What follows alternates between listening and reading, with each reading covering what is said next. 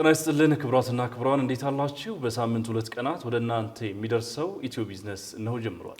በኢትዮ ቢዝነስ የተለያዩ የቢዝነስ መረጃዎችን ስለ ስራና ኢንቨስትመንት ከዜና ባሻገር ደግሞ በትንታኔ የምንመለከታቸውን ምጣኔ ሀብታዊ ጉዳዮች ወደ ተመልካቾች እናደርሳለን። በዛሬ ሐሙስ የኢትዮ ቢዝነስ መረጃዎቻችንም በአጫጭርና በዝርዝር ወደ ተመልካቾቻችን የምናደርሳቸው ጥንቅሮችን አሰናድተናል። ቃል ኪዳን ታደሰና ጥላሁን አያሌው ከመላ ባልደረቦቻችን ጋር አብረናችሁን ቆያለን። ወደ ቀዳሚው መረጃችን አልፈናል። በኢትዮጵያ ከ80 ሺህ በላይ የሚሆኑ ወጣቶች በሪሞት ጆብስ ወይም ደግሞ በፍሪላንሲንግ ስራ ተሰማርተው ተጠቃሚ እየሆኑ ይገኛሉ። ይህ አሰራር እንግዲህ አንድ ባለሙያ ባለበት ቦታ ሆኖ ስማርት ስልክ ወይም ላፕቶፕ በመጠቀም የተለያዩ የዓለም ሀገራት ላይ ቢዝነስ መስራት የሚያስችል አሰራር እንደሆነ ይታወቃል። ስርዓቱ እንግዲህ በዓለም ላይ ከቅርብ ጊዜ ወዲህ በጣም እየተለመደ የመጣ ሲሆን ኢትዮጵያም በዚህ ዘርፍ ተጠቃሚ እየሆነች ትገኛለች። የስራና ክህሎት ሚኒስትር ዴኤታ አቶ ሰለሞን ሶካ እንደገለጹት በዚህ ዘርፍ ከ80 ሺህ በላይ ወጣቶች ቴክኖሎጂን በመጠቀም እዚሁ ኢትዮጵያ ውስጥ ሆነው በመላ ዓለም ቢዝነስ እየሰሩ እንደሆነ ገልጸዋል። በሙያው ላይ የተሰማሩ ወጣቶች ገቢያቸውን እያሳደጉ እንደሆነ የገለጹት አቶ ሰለሞን በዘርፉ በስራና ፈጠራ ክህሎት ልማት የሰው ኃይል ምርታማነትን ማሳደግ እንደሚገባም ተናግረዋል። የሪሞት ጆብስ ወይም ፍሪላንስ ስራ የዲጂታል ክህሎትና እውቀት ያለው ሰው የሚፈልግ በመሆኑ በዓለም አቀፍ ደረጃ ተወዳዳሪ የሆነ የሰው ኃይል ይፈጥራልም ሲሉ ተናግረዋል። በተጨማሪም ቴክኖሎጂን መሰረት ያደረጉ የስራ ፈጠራ ሀሳቦች እንዲስፋፉ እንደሚሰራ ሚኒስትር ዴኤታው ገልጸዋል።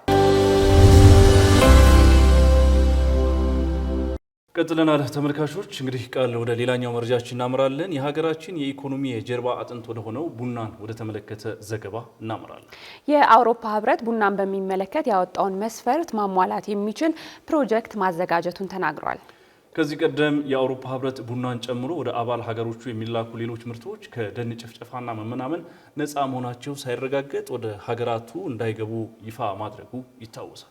ህጉ ከቡና በተጨማሪ እንደ አኩሪ አተር፣ ፓልምና ካካኦ የመሳሰሉ ምርቶችን የሚያጠቃልል ሲሆን እንደ አውሮፓውያን አቆጣጠር ከታህሳስ 2025 ጀምሮ ይህ ህግ ተግባራዊ ይደረጋል ተብሎ የነበረ ቢሆንም ለአንድ ዓመት ያህል ተራዝሞ ነበረ። ይህ ህግ እንግዲህ እንደ አፍሪካ ላሉ ከፍተኛ ቡና አብቃይ ለሆኑና በርካታ ዜጎች በቡና ህይወታቸው ለሚመሩ ሀገራት ስጋት ደቅኖ እንደነበር የሚታወስ ነው። ታዲያ ለዚህ መመሪያ ምላሽ የሚሰጥና ቡና አብቃይ በሆኑ የኢትዮጵያ አካባቢዎች የሚገኙ ማህበረሰቦች መስፈርቶችን እንዲያሟሉ የሚያስችል ፕሮጀክት ነው። ፕሮጀክቱ ለ5 ዓመታት የሚተገበር ሲሆን ከኖርዌይ መንግስት ጋር በመተባበር እንደሚተገበርም የኢትዮጵያ አሰሪዎች ማህበራት ኮንፌዴሬሽን ገልጿል። ይህ አዲስ ፕሮጀክት እንግዲህ በዘርፉ ተፈጥሮ የነበረውን ስጋት ያቃልላል ተብሎ ተስፋ ተደርጎበታል። የልማት ፕሮግራሙ የፋይናንስ ውሳኔ ተሰጥቶበት እንደ አውሮፓውያን አቆጣጠር በ2026 ተግባራዊ ይደረጋል ተብሎ እንደሚጠበቅም ሪፖርተር ዘግቧል።